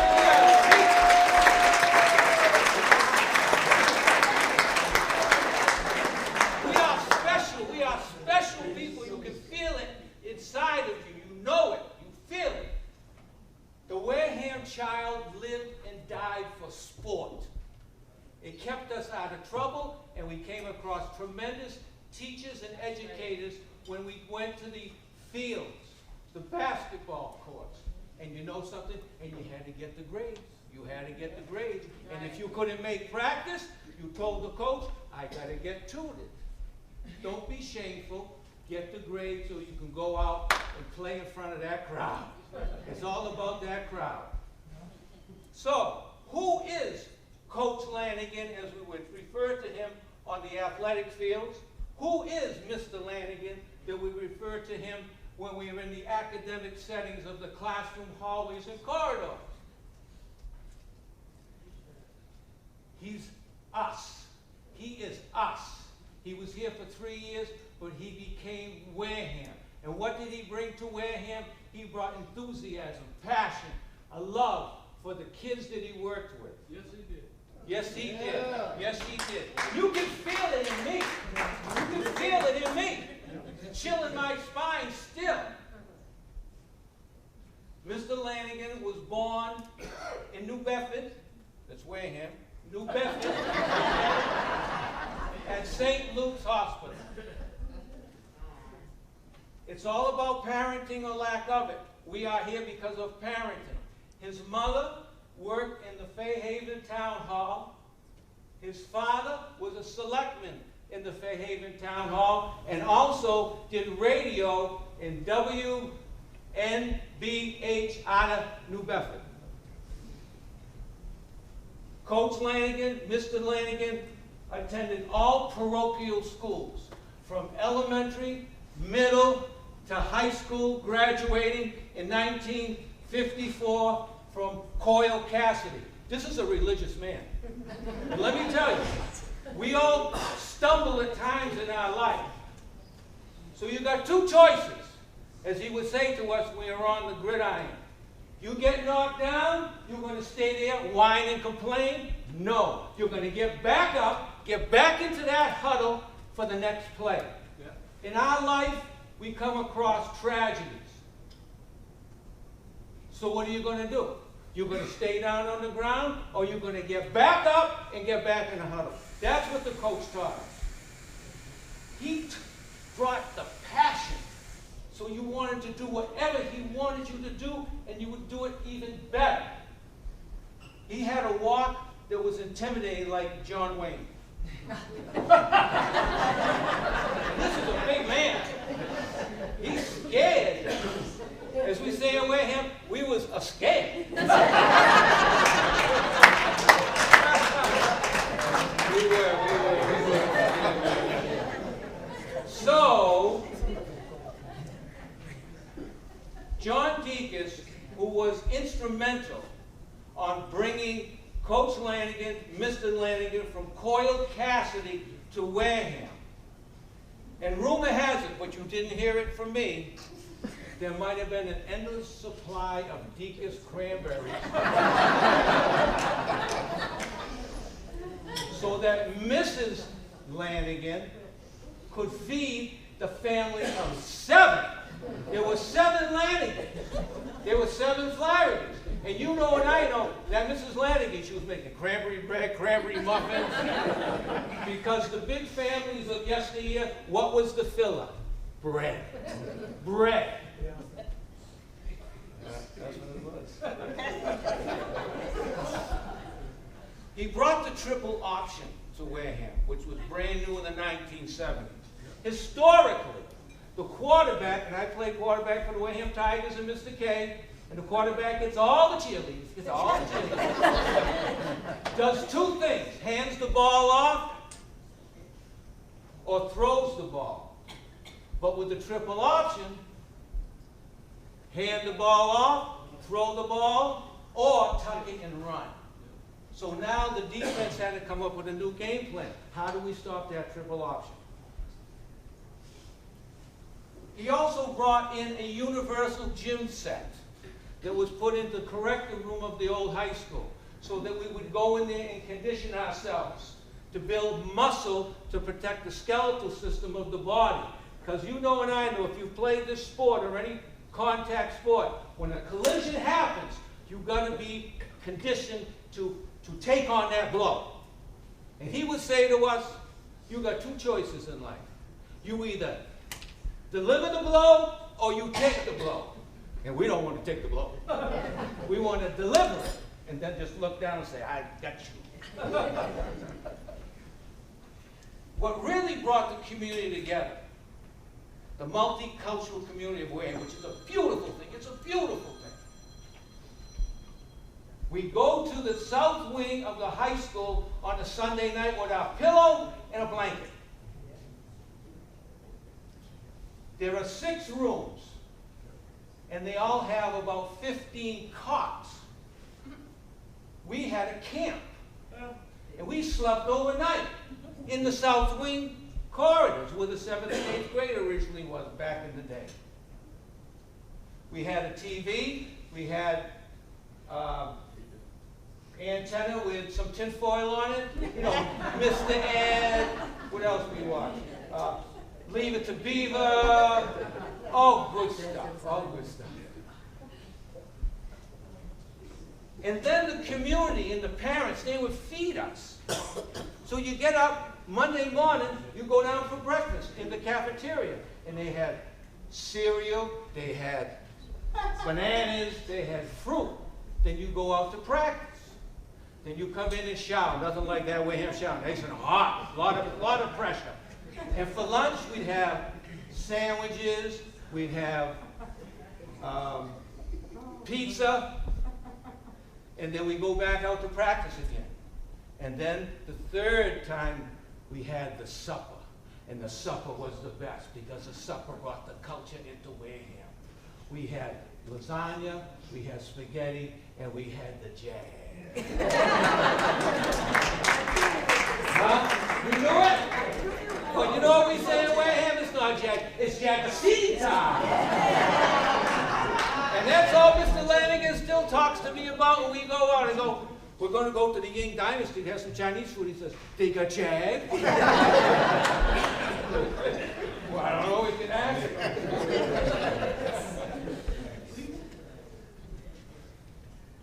Just unique, just unique. I know why there's a God. Because God brought Coach Lanigan, Mr. Lanigan, to Wareham. Then that's a fact, Jack.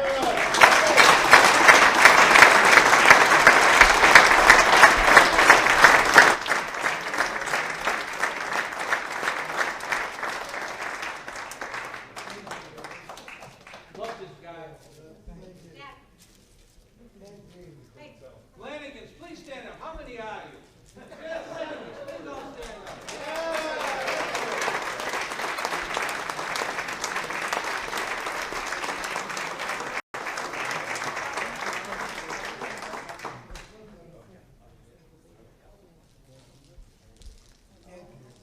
Coach, on behalf of the Hall of Fame committee, I'd like to present you this Hall of Fame plaque and gift. Congratulations. Oh, thank you very, Very well. much. Well, Thanks a little bit. I'll get that. beautiful things. Thanks. Thank you.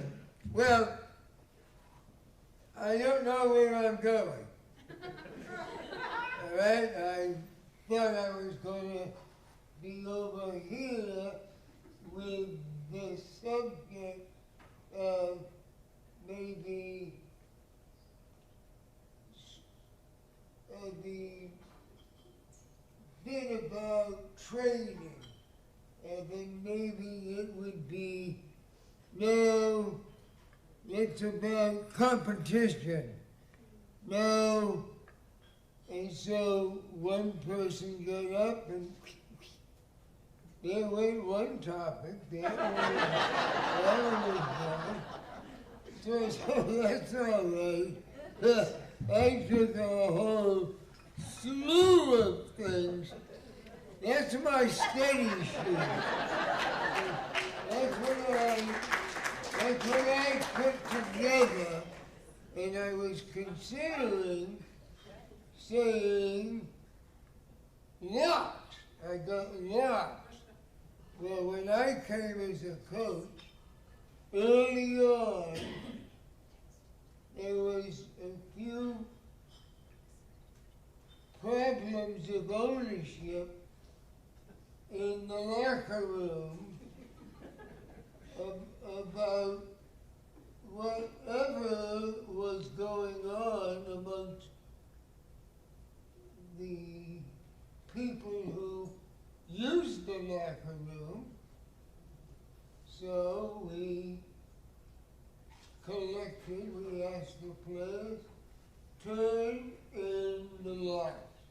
Turn in your locks, put your name on it, but we are not going to take what is not ours. We are not going to steal. We are going to be honest. In fact, we're going to be proud of being able to get on the football field having a clear conscience. Who the heck ever heard of football players worrying about a conscience? So we made sure that that was what it was. I was fortunate enough to have a coaching staff that absolutely took it to the task. They busted. They were so enthusiastic, so knowledgeable, worked at it, did film work, came on the weekends, and we just worked to the bone.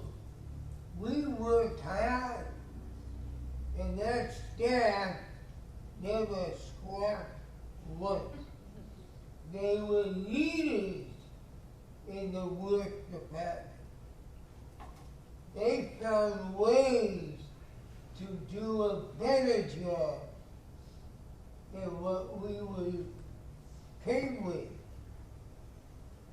And they did it with a heart of love. It was a crazy thing to see how we all started to respect one another. We started to help one another. We started to share. There are qualities that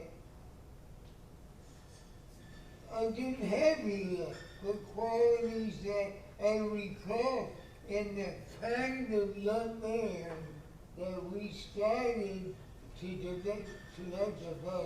to work with. Guys like Dobie, tough guy, strong, honest, tough. And Dobie was was a leader. And he was good. And we somehow got started. We had a foundation. Somehow we had some balance. Somehow we found a way to get a little quicker, a little stronger, a little smarter. And we began to enjoy each other. We enjoyed coming to school. We enjoyed the people we sat next to. We enjoyed practice. And then it began to fall in. It was like, and the kids did it. They're the ones that enjoyed being honest, enjoyed being a teammate, enjoyed being, so it just came. There was no great work of genius or art. It was someone with a heart that loved what he was doing. He loved it. And he kept at it. And he never quit on it. And his wife, she was unbelievable support. And as she took care of those 7 kids somehow got them to the games, got them to the practice, got them to know and follow the game. And she was just, she had an effect on the kids. She was there. And she was a worker, and she was smart. She was a love. And she loved them. And they knew it. They could tell when she saw them. They came out of the locker room, and she was there to drop off something. And, hi, Mrs. Hannigan, hi, you doing fine? You spend a minute or two. Hi, how you doing? How's it going? You know, if things going, you know, anything we can do? And then, and she just, she fit Wareham. And Wareham was so open to leadership. You know, there was the second team, after we came all, not we came all, that's not the right word. When we joined with them, when we came together, when we were a unit, when we were a team, and we liked each other, we knew each other. The second year came along, and the talent that is in Wareham, the women, the people who spoke, particularly the women, the talent that you have, well,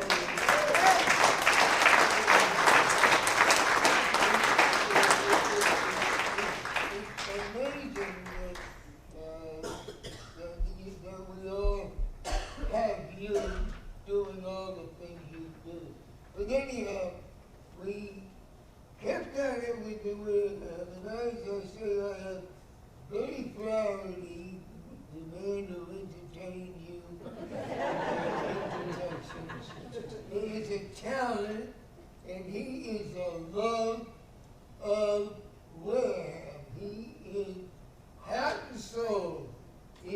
this team, this school, these sports. You! He supports you and he loves you and he's great. He took me by the nose and took me up the toe and showed me where I was to go and how to get around and when he bought me some Chinese food.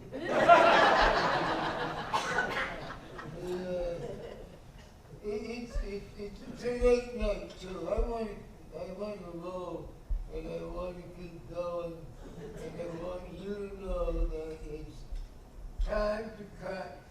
It's time to let you go home. And thank you so much for the way you treated me. I'm telling you, Wareham is a unique town and culture that you have.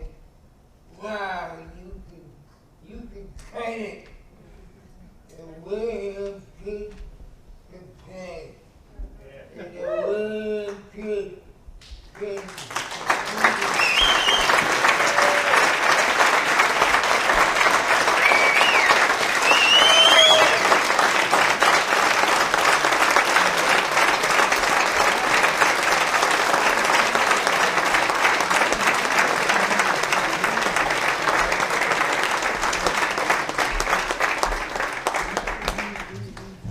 Thank you, Coach.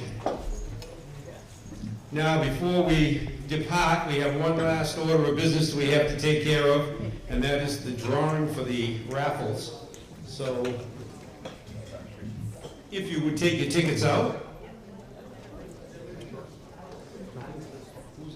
Oh, here we are. I was going to say. Oh, this is the...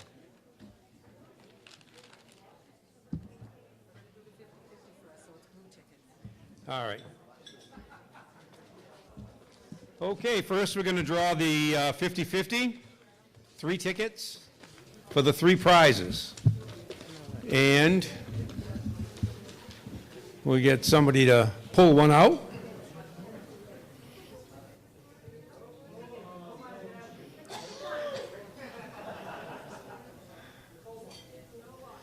Okay. I take my glasses off so I can read the number.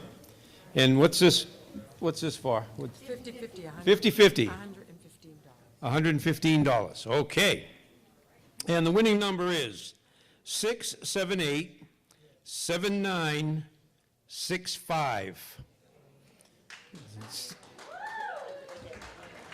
That's 678-7965. And we have a winner.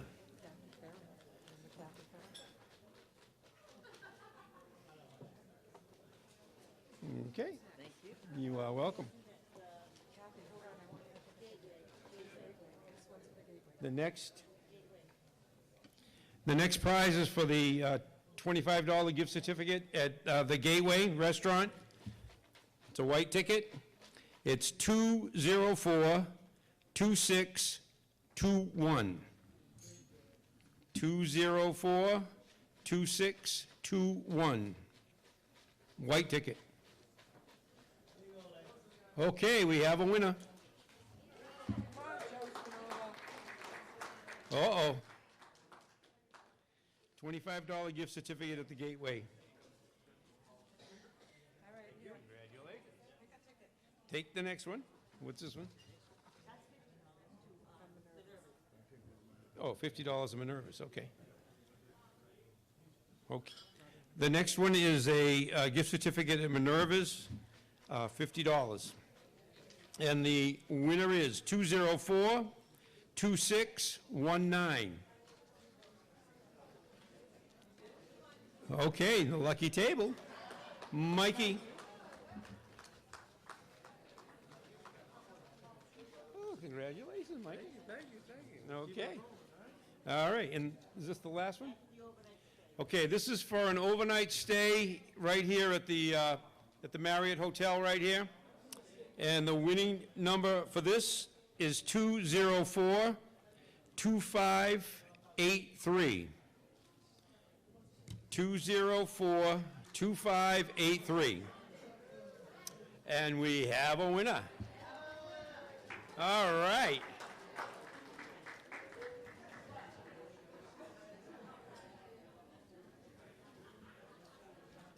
There you go. Well, thank you.